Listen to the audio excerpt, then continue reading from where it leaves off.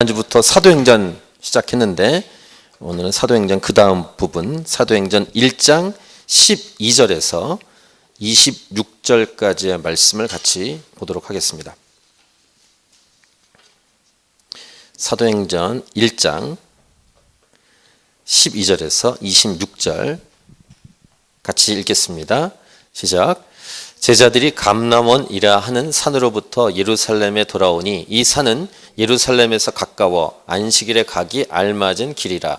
들어가 그들이 유하는 다락방으로 올라가니 베드로, 요한, 야고보, 안드레와 빌립, 도마와 바돌로메, 마테와 및 알페오의 아들 야고보, 셀롯인 시몬, 야고보의 아들 유다가 다 거기 있어 여자들과 예수의 어머니 마리아와 예수의 아우들과 더불어 마음을 같이하여 오로지 기도에 힘쓰더라. 모인 무리의 수가 약 120명이나 되더라. 그때 베드로가 그 형제들 가운데 일어서서 이르되 형제들아, 성령이 다윗의 입을 통하여 예수 잡는 자들의 길잡이가 된 유다를 가리켜 미리 말씀하신 성경이 응하였으니 마땅하도다. 이 사람은 본래 우리 수 가운데 참여하여 이 직무의 한 부분을 맡았던 자라. 이 사람이 불의의 삭스로 밭을 사고 후에 몸이 곤두박질하여 배가 터져 창자가 다 흘러나온지라. 이 일이 예루살렘에 사는 모든 사람에게 알려져 그들의 말로는 그 밭을 아겔다마라 하니 이는 피밭이라는 뜻이라. 시편에 기록하였으되 그의 거처를 황폐하게 하시며 거기 거하는 자가 없게 하소서 하였고 또 일렀으되 그의 직분을 타인이 취하게 하소서 하였도다. 이러함으로 요한의 세례로부터 우리 가운데서 올려져 가신 날까지 주 예수께서 우리 가운데 출입하실 때 항상 우리와 함께 다니던 사람 중에 하나를 세워 우리와 더불어 예수께서 부활하심을 증언할 사람이 되게 하여야 하리라 하거늘 그들이 두 사람을 내세우니 하나는 바사바라고도 하고 별명은 유스도라고 하는 요셉이요 하나는 matti아라.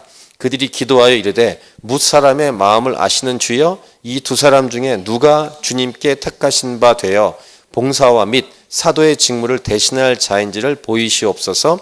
유다는 이 직무를 버리고 제 곳으로 갔나이다 하고 제비 뽑아 matti아를 얻으니 그가 11사도의 수에 들어가니라. 아멘.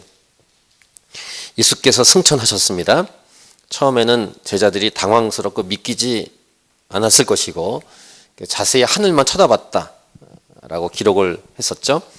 옆에 있던 천사들이 하늘로 올라가신 대로 다시 오신다라고 말했지만 이미 오래전부터 예수님과 함께 십자가에서 죽으시고 부활하신 후 승천하시고 또한 다시 오신다는 그런 말씀까지 예수님께서 하셨지만 아무튼 인간적으로는 마음이 참으로 허전하고 쓸쓸했을 것이라고 생각이 됩니다. 하지만 예수님께서 하셨던 말씀, 생전에 하셨던 말씀들 중에 특별히 성령님께서 오신다는 약속의 말씀, 또 예수님이 반드시 약속을 지키시는 신실한 분이라는 사실을 이들이 믿고 예루살렘을 떠나지 않기로 하고 예수님께서 지난주에 묵상하신 사도행전 1장 4절에도 기록이 되어 있었죠. 예루살렘을 떠나지 말라 이렇게 말씀하신 내용을 우리가 봤는데 예수님과 함께 기도하고 식사했었던 장소, 이 다락방이 큰 다락방입니다. 이 마가복음과 누가복음 같은 경우에는 큰이라는 말이 붙어 있습니다. 큰 다락방. 저는 직접 이곳을 한 3번 정도 가봤습니다.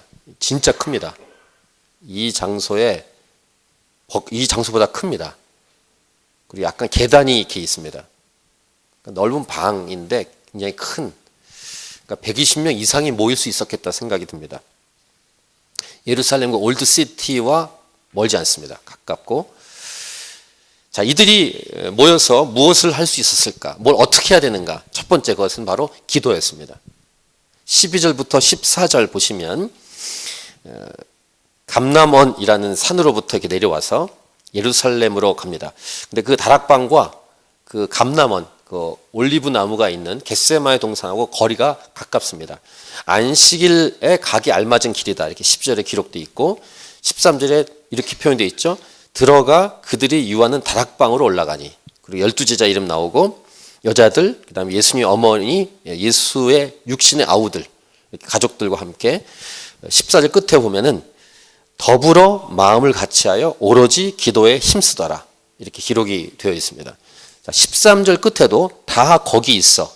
14절 끝에 더불어 마음을 같이하여 오로지 기도에 힘써라. 이렇게 기록을 하고 있습니다. 기도하는 것이었습니다. 그 감람원, 그 올리브 나무가 이렇게 숲을 이루는 그곳에 가보면은 2000년 가까이 됐다는 나무가 있습니다. 그러니까 아마 예수님 당시에 이렇게 아주 이렇게 묘목 같은 조그만 나무였을 예상이 되는 그런 나무가 있는데 그게 이렇게 꾸불꾸불한 나무지 않습니까? 크지 않고 그런 나무가 있긴 한데 뭐 그것은 믿거나 말거나. 그곳에 제자들과 예수님이 기도하러 자주 가셨죠. 그 감람원. 예수님이 승천하신 곳은 그 감람원 꼭대기입니다. 그래서 그 꼭대기 위에는 육각형 모양으로 승천교회가 따로 있습니다. 사람들은 그곳쯤일 거다 이렇게 다 예상해서 여러 교회가 그 산 기슭기슭에 있습니다. 또 승천하신 대로 다시 오신다고 약속을 하셨기 때문에 그 감람원 산 일대는 말씀드린 것처럼 거의 전부가 무덤입니다. 아마 그 무덤 자리를 차지하려고 하려면은 이젠 거의 불가능할 것입니다. 꽉 차 있습니다. 또 굉장히 비쌀 것이고, 근데 재밌는 것은 그 꼭대기 근처에 호텔이 있습니다. 그러니까 뷰가 굉장히 좋죠. 굉장히 큰 호텔이 있습니다. 어쨌든 그들이 안식일에도 갈 수 있는 거리, 안식일에는 이렇게 제한돼 있었죠. 이렇게 어느 정도만 갈 수 있다 이렇게 제한돼 있었기 때문에 다락방과 겟세마네 동산 둘 다 기도할 수 있는 곳이었을 것입니다. 그 다락방이 곧 역사가 일어날, 오순절 성령 강림의 역사가 일어날 놀라운 장소인데 그곳에 이제 120명 정도가 모여 있었다. 제자들 11명, 예수님의 제자들 11명, 그 다음에 가족들, 여인들, 함께 했던 사람들 120명. 그러니까 어떻게 보면 초대교회의 핵심 멤버라고 할 수 있겠습니다. 요즘으로 말하면 개척 멤버, 초대교회 개척 멤버라고 할 수 있는데 이 숫자가 주는 것은 이게 상징적인 숫자입니다. 12 완전 숫자에다가 10 곱하기 120명. 어쨌든 다시 한번 확인합니다. 13절과 14절 보시면 세 가지 중요한 표현이 나옵니다. 13절에 그들이 유하는 다락방으로 올라가니, 두 번째 다 거기 있어, 세 번째 14절 더불어 마음을 같이하여 오로지 기도에 힘쓰더라. 기도의 원리를 이 표현에서 배울 수가 있는데 저희가 개척교회 아닙니까? 1년 반 정도 됐으니까 아직도 개척교회죠. 이 기도의 원리를 이 개척교회가 배워야 합니다. 이 개척교회를 다르게 표현하면 어떤 일을 시작하고 어떤 일을 하려고 할 때 기도를 먼저 해야 된다는 이 분명한 사실을 알 수 있는데 이 13, 14절의 이 표현 그들이 유하는 다락방을 올라가니 다 거기 있어 더불어 마음을 같이하여 오로지 기도에 힘써라 가지고 세 가지 기도의 원리를 정리해 보면은 삶의 자리에서 기도하라. 물론 기도원도 가고 어디 다른 데도 갈 수 있지만 삶의 자리, 그들이 먹고 함께 모였던 그 자리, 그 다락방, 삶의 자리에서 기도가 특별한 장소, 특별한 이벤트로도 기도를 하지만 우리의 삶의 자리, 일상의 삶에서 기도하라. 두 번째는 같은 자리에 모여서 기도하라. 홀로 기도할 수 있습니다. 자기의 삶의 자리, 그러니까 직장이나 학업의 현장에서 기도할 수 있죠. 당연히 기도해야 합니다. 하지만 특별히 우리는 모여서 함께 기도하는 것도 굉장히 중요하다는 사실을 알 수 있습니다. 모여서 함께 하는 것. 합심 기도. 한 자리에 함께서 모여서 기도하는 것. 세 번째, 자리도 함께 모여 있지만 마음을 같이 해서 기도해라. 한 목표를 가지고 집중해라. 모이긴 했는데 각자의 마음으로 흐트러질 수도 있기 때문에 마음을 같이 하는 것. 같은 의도를 갖는 것. 이러한 기도의 세 가지 원리. 이 기도의 원리를 이렇게 보면서 우리 캔버라 하나님이 찾으신 교회에 무엇이 가장 필요한지를 또 확인하는 것은 기도 맞습니다. 기도. 개척교회로서 개척교회가 아니어도 기도해야 되는데 개척교회면 훨씬 더 강력히 우리가 기도해야 합니다. 같이 모여서 같은 마음을 가지고. 기도는 우리에게 하고 해도 부족한 것이다 라고 말할 수 있겠습니다. 기도는 하나님께서 약속하신 것이 이루어지는 통로와 같습니다. 이 120명이 모여서 간절히 기도한 이것은 우리 교회들이 2000년 역사 속에 내려온 모든 교회들이 본받아야 될 분명한 모습이고 순종해야 될 모습이라고 생각합니다. 때로는 인간적으로 생각할 때 그냥 주시지 이렇게 생각할 수 있습니다. 그냥 주시지 그냥. 근데 그렇게 하지 않습니다. 오늘 우리가 묵상하고 있는 본문, 또 다음 주에 성령님이 임하는 그 본문을 묵상할 때 보면 기도하지 않고 그냥 주시면 될 것 같은데 그렇게 하지 않으십니다. 간절히 기도하게 한 후에 부어주십니다. 왜 예수님께서 예루살렘을 떠나지 말라고 했을까? 기도하라고 한 겁니다. 기도하고 한 자리에 모여 있으라. 그러면 주시겠다는 거예요, 성령님을. 그러니까 초대교회가 이 정도 기도했으면 그 이후에 있는 모든 교회들은 말할 것도 없습니다. 기도로 결판이 납니다. 그건 분명합니다. 제가 기도에 대해서 언제가 이 금요예배 때 말씀드렸지만 기도는 이렇게 짧고 굵게 퀄리티를 높여야 된다 이렇게 생각할 수 있지만 그런 것 같지만 기도의 양이 중요합니다. 이렇게 엉덩이를 대고 오랫동안 기도하는 게 어쨌든 중요합니다. 5분만 짧게 기도하자. 물론 그것도 중요한데 그건 자신 생각이고 하나님은 그렇게 하지 않으시고 끝까지 오랜 시간을 통해서 기도하기를 원하세요. 저부터 당연히 목사로서 기도해야 되지만 진짜 우리 교회 정말 진짜 한번 교회를 해보자 이런 마음이 있다면 기도해야 돼요. 이 땅 캔버라에 교회를 새롭게 시작하려고 했는데 진짜 하고 싶다면 기도가 첫 번째라는 사실을 기억해야 돼요. 이것이 사도행전 1장에서 초대교회가 보여주는 모범이요 메시지예요. 초대교회가 오순절 성령 강림까지 어떻게 했는지, 그 다음에 성령 받은 다음에도 우리 계속 이제 묵상했습니다만 이분들이 어떻게 했는지 보시면 계속 기도해요. 기도. 현실적으로 우리에게는 뭐 주일 예배, 이런 금요 예배, 새벽 기도 등등등의 모임인데 이 모임 최대한 활용해서 모여서 기도해야 한다라는 당위성을 오늘 이 초대교회, 이 사도행전 나오는 교회가 우리에게 보여줍니다. 일상의 삶의 자리에서, 그 다음에 같은 자리에서 마음을 같이 하고 전심으로. 자, 이렇게 기도하는데 베드로에게 하나님의 마음이 주어집니다. 자, 두 번째 메시지입니다. 그것은 바로 12명의 제자로 다시 만들어야 된다는 마음이었습니다. 지금 11명이잖아요. 가룟 유다 빠졌으니까.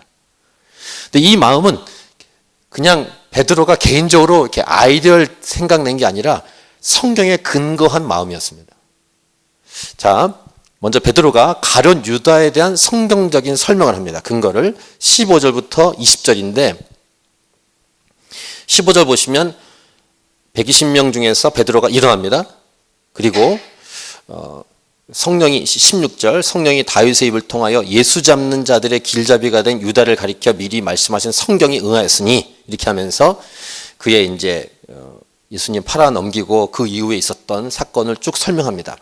특별히 이 내용도 스가랴 11장 같은 데서 은 30에 토기장이의 밭을 사는 예언으로 이미 이 예언이 완성된 이 말씀이긴 합니다만 직접적으로 이제 성경에 있는 이 메시지를 뽑아낸 것은 20절에 기록되어 있어요. 20절. 한번 20절 말씀을 같이 다시 읽겠습니다. 20절 시작. 시편에 기록하였으되 그의 거처를 황폐하게 하시며 거기 거하는 자가 없게 하소서 하였고 또 일렀으되 그의 직분을 타인이 취하게 하소서 하였도다. 시편 두 군데에 있는 말씀을 인용합니다. 일단 시편 69편 25절 그 20절에 나오는 앞부분이 그 내용입니다. 그의 거처를 황폐하게 하시며 거기 거하는 자가 없게 하소서. 시편 69편 25절 말씀인데 그 말씀을 그대로 읽어드릴게요. 시편 69편 25절 그들의 거처가 황폐하게 하시며 그들의 장막에 사는 자가 없게 하소서. 이 말씀. 그 다음에 후반부에 있는 20절 후반부에 있는 말씀 그의 직분을 타인 취하게 하소서. 이 말씀은 시편 109편 8절에 있는 말씀인데요. 시편 109편 8절도 읽어드릴게요.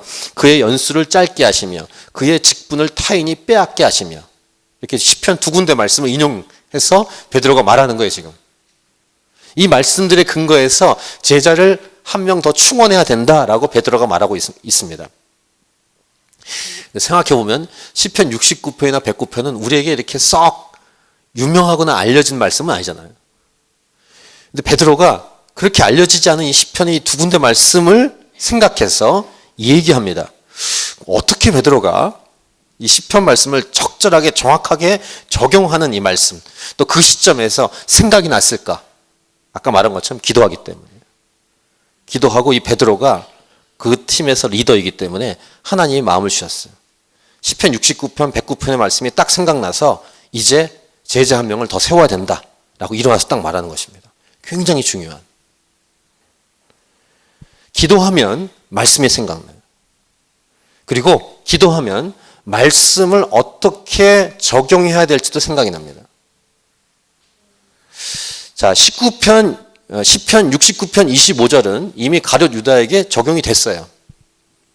그 다음 시편 109편 8절이 이루어져야 합니다.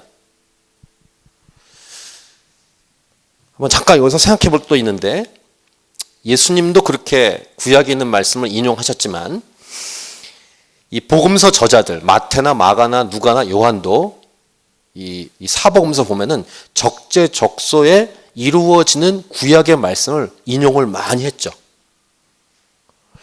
그러니까 이 말씀들은 다 이루어지는 것이고, 실제로 여러분 비교해 보시면 알겠지만 성경에 나오는 많은 말씀들은 거의 다 이루어졌습니다.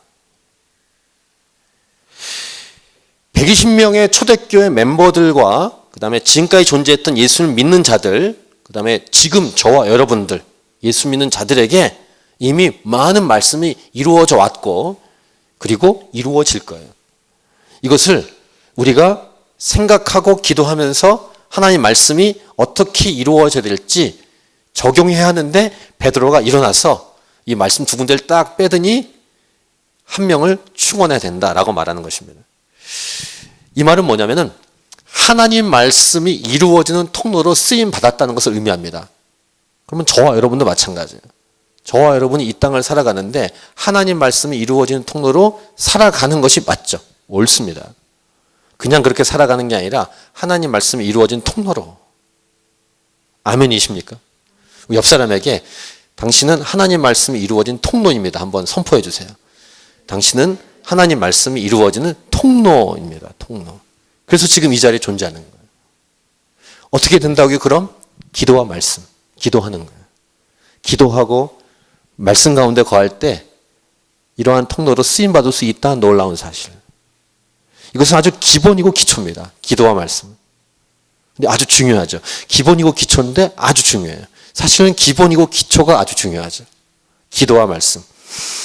만약에 기도와 말씀을 소홀히 하면 어떤 일이 벌어지냐면 자신이 모르게 그냥 하나님이 쓰시는 때가 있고, 그것도 다행이지만 하나님께서 사용할 수 없는 존재로 살아갈 수도 있어요.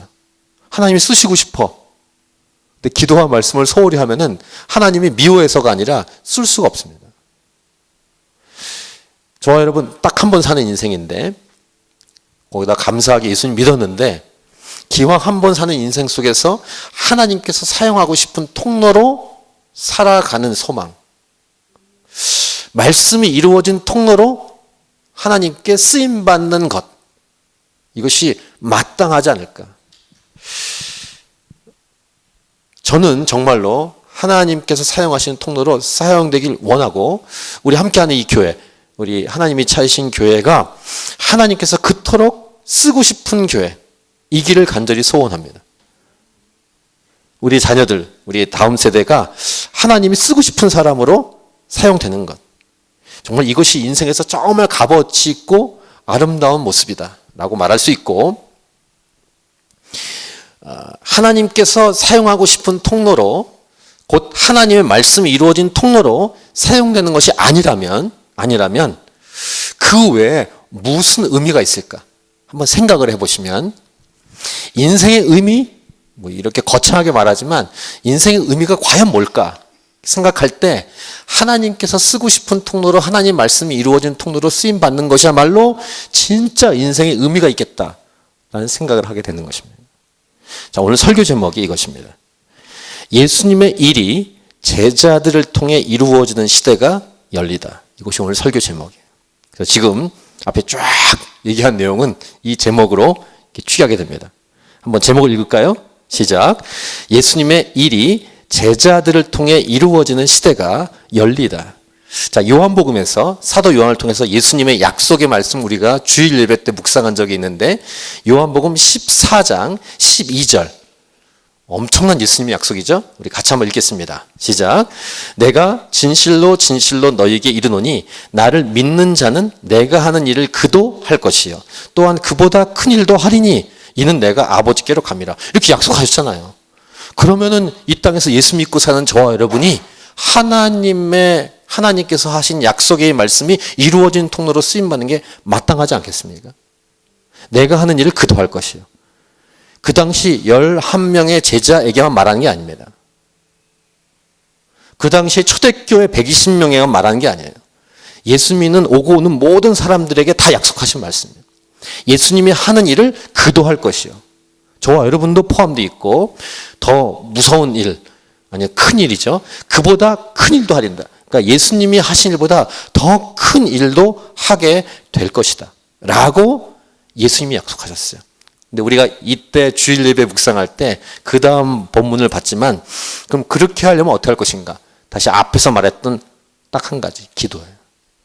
그래서 요한복음 14장 13절부터 15절 여러분 눈으로 보시고 읽겠습니다. 너희가 내 이름으로 아까 12절 다음에 나오는 말입니다. 너희가 내 이름으로 무엇을 구하든지 내가 행하리니 이는 아버지로 하여금 아들로 말미암아 영광을 받으시게 하려 함이라. 내 이름으로 무엇이든지 내게 구하면 내가 행하리라. 너희가 나를 사랑하면 나의 계명을 지키리라. 딱 뭐가 돼 있습니까? 기초와 기본, 기도와 말씀. 그러면 예수님이 하던 일을 우리가 할 것이고 예수님보다 큰 일을 하게 될 것이다 라고 약속하신 거예요. 그러니까 기도하지 않고 말씀 가운데 거하지 않으면 하나님이 쓰고 싶어도 쓰임 받을 수가 없습니다. 이거 기도와 말씀은 기초이면서 아주 중요한 약속이에요. 예수님의 약속. 예수님은 약속을 반드시 지키는 분이십니다. 신실한 분이십니다. 반드시 이루어져요. 그런데 단 기도와 말씀 가운데 거해야 된다. 개인도 그렇고 우리 교회도 마찬가지고 기도와 말씀 가운데 있는 교회는 하나님이 하던 일을 우리가 할 것이고 하나님보다 더 큰 일을 하게 될 것이다. 지금 오순절 초대교회가 그 스탠바이가 돼 있는 거예요. 기도하면서.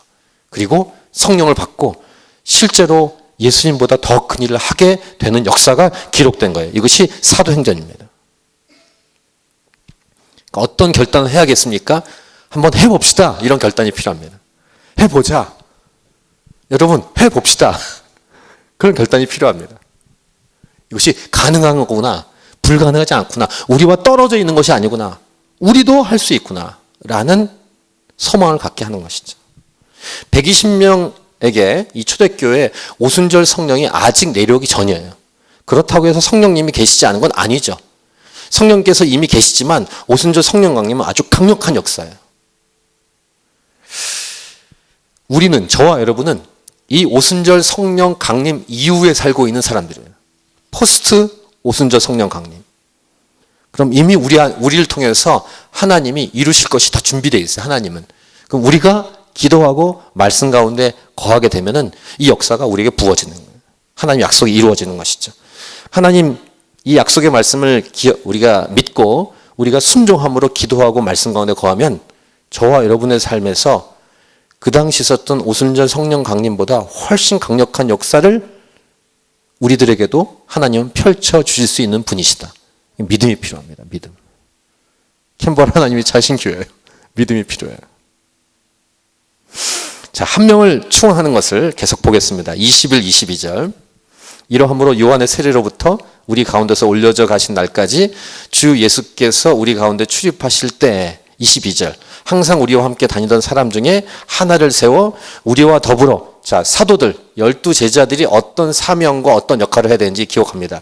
예수께서 부활하심을 증언할 사람이 되게 하여야 하리라 하거늘이라고 기록을 합니다.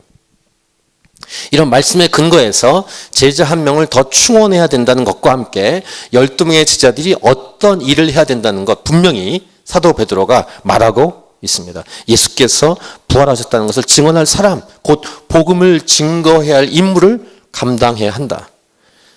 22절에 예수께서 부활하심을 증언할 사람, 이걸 꼭 기억하시고 그 다음 질문, 11명으로 해도 되지 않겠는가? 왜 꼭 12명이어야 되는가? 이런 질문을 한번 해보면 소위 말해서 이렇게 머릿수를 맞추기 위해서 쪽수를 맞추기 위해서. 아니면 12명이 12이라는 숫자가 완전 숫자니까. 12이 완전 숫자니까 라는 답도 좀 어느 정도 일리가 있지만 그것보다 더 중요한 게 있어요. 왜 12명을 세워야 될까요? 11명도 할 수 있을 텐데. 하나님 11명 가지고 못 하십니까? 왜 12명을 세워야 될까요? 그것은 이것입니다. 예수님께서 원래 세웠던 인원이 12명이기 때문입니다. 예수님이 왜 12명을 뽑았을까? 모르겠어요, 어쨌든. 아까 말한 것처럼 성경에는 숫자가 상징적 의미가 있어요. 완전 숫자 12.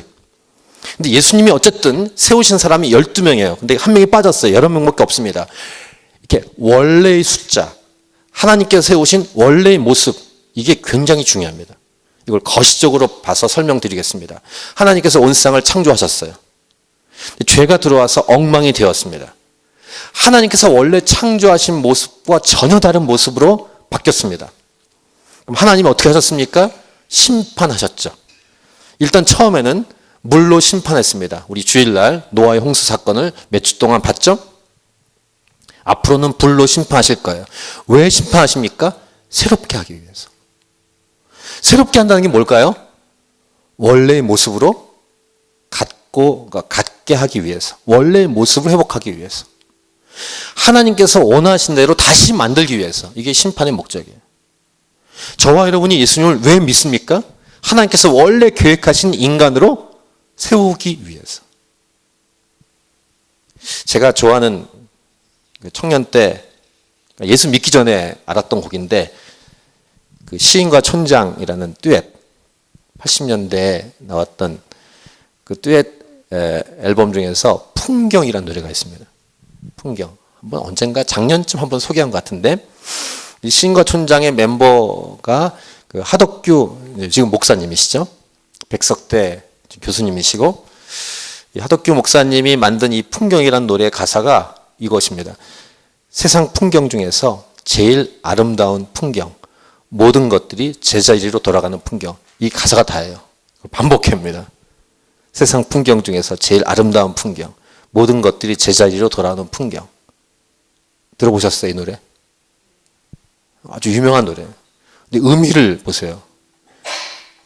잠깐 부르면 세상 풍경 중에서 제일 아름다운 풍경, 모든 것들이 제자리로 돌아간 풍경. 이런 노래예요.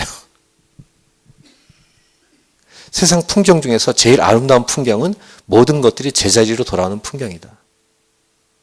아주 이렇게 그러니까 예수 믿는 사람으로서 그때는 목사님이 아니셨는데 하덕규 그 당시 집사님, 하덕규 집사님이 가요 앨범인데 이런 가사를 냈는데 돌아보고 생각해 보면은 그렇다. 진짜 아름다운 게 뭘까? 원래 하나님께서 계획하셨던 모습이 제일 아름다운 거예요. 이게 죄로 인해서 파괴됐는데 이걸 다시 회복하고 새롭게 하기 원하시는 게 구원이에요. 구원의 완성이 되면 새롭게 될 거예요. 성경은 새하늘과 새 땅이라는 표현을 쓰고 있습니다. 하나님은 엉망인 세상을 아파하십니다. 그래서 처음엔 심판하셨어요. 싹쓸이했지만 물론 원래대로 돌아온 건 아니에요. 구원의 계획을 세우기 위해서 참고 기다리고 계셨어요. 십자가 사건이 이루어졌습니다. 그리고 이제 성령 강림 사건 이후에 폭발적으로 교회가 불어납니다. 그럼 언젠가 어떤 일이 벌어질까요? 불로 심판한 다음에 옛 땅과 옛 하늘이 다 사라지고 새 하늘과 새 땅이 옵니다. 어떤 모습일까요? 하나님이 원래 의도하신 새 하늘과 새 땅의 모습이 올 거예요. 가장 아름다운 풍경은 하나님이 원래 의도하신 풍경이에요. 12명을 채워야 되는 의미는 여기에 있는 거예요. 숫자적인 게 아니라 예수님이 12명을 세우셨어요? 물론 성경의 근거로 해서 베드로가 말했습니다. 시편에 있는 말씀을 가지고. 근데 하나님의 마음을 본다면 하나님이신 예수님이 세운 12명을 채워야 되겠다. 하나님 말씀이기도 하고 베드로는 딱 일어난 거예요.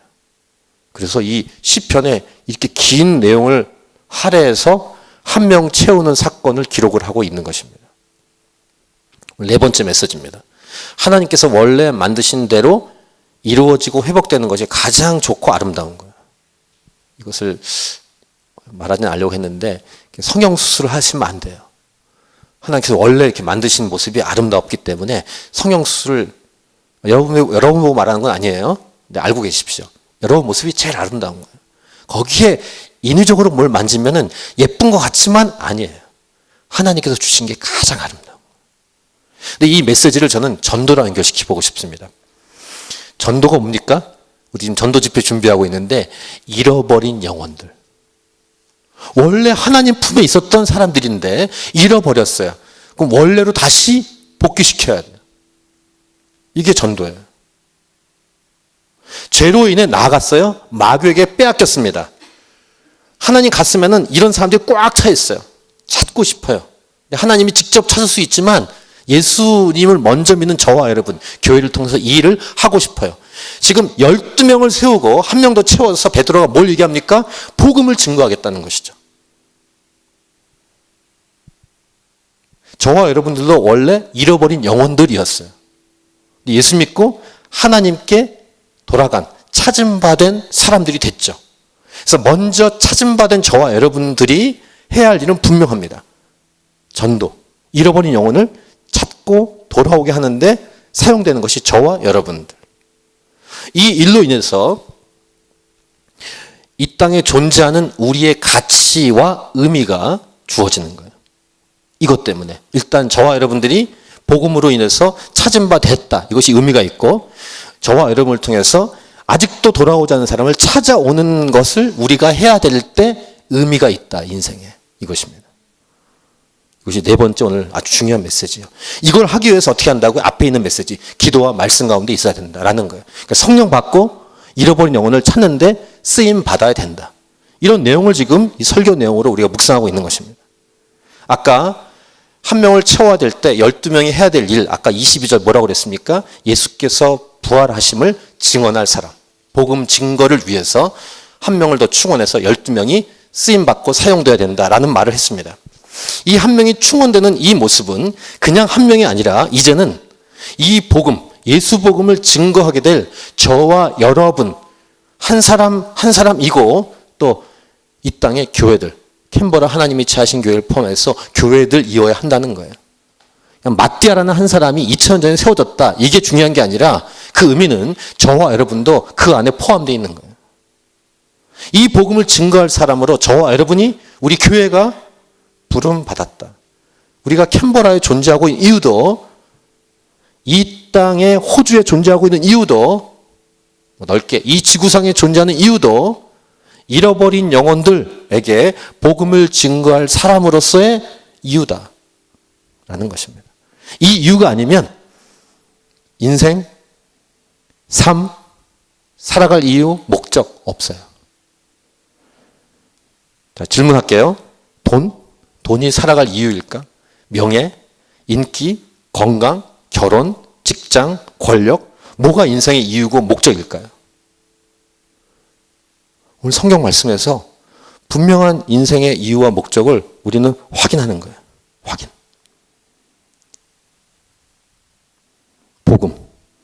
복음 증거에서 잃어버린 영혼이 주 앞에 돌아오는 것.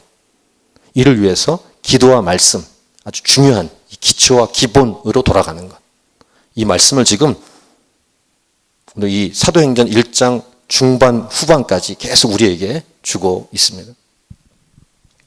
오늘 본문의 이제 마지막 이 한 명을 세울 때 어떻게 하는가?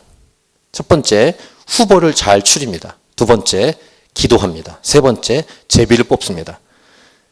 자, 제가 몇 번 강조했지만 민주주의 방식, 즉 다수결 방식이 아닙니다. 자, 23절부터 26절에 이 부분이 기록되어 있는데 23절, 그들이 두 사람을 세우니 추려서 두 사람을 세웠습니다. 한 명은 바사바 또는 별명은 유스도라는 요셉이고 두 번째 이름 마띠아예요. 두 번째 24절 기도합니다. 뭇사람의 마음을 아시는 주여 이 두 사람 중에 누가 주님께 택하신 바 되어 25절 봉사와 및 사도의 직무를 대신할 자인지를 보이시옵소서. 이렇게 기도합니다. 두 번째 기도했다. 이 기도 내용 중에서 누가 주님께 택하신 바 되어 24절에 25절 봉사와 및 사도의 직무를 대신할 자인지를 보이시옵소서.